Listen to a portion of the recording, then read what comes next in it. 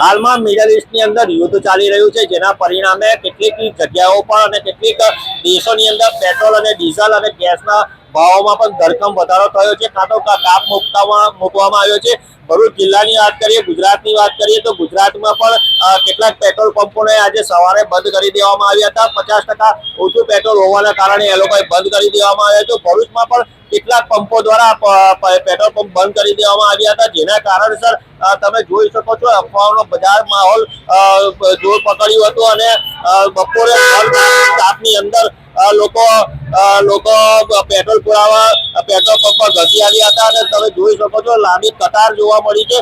પરંતુ એક તરફ સંચાલકોનું કહેવું છે કે પેટ્રોલ જે છે તે પૂરતું પેટ્રોલ છે, પણ કેટલીક પેટ્રોલ પંપો બંધ થવાના કારણે લોકોની જે ધીરજ છે તે તૂટી છે। ગેસ સપ્લાયમાં પણ આ જ પરિસ્થિતિનું નિર્માણ થયું હતું। લોકોની ધીરજ તૂટી હતી અને લોકોએ લાંબી કતારો લગાવી હતી। ત્યારે આજે ફરી એક વખત ભરૂચમાં ભર બપોરના સમયે પેટ્રોલ પંપ પર ગ્રાહકોની લાઈન જોવા મળી છે અને પેટ્રોલ પુરાવા ધસમસ ચાલી રહી છે। રાકેશ સોમલ, સહયોગી વિરેન્દ્ર પાટીલ સાથે કનેક્ટ ગુજરાત, ભરૂચ।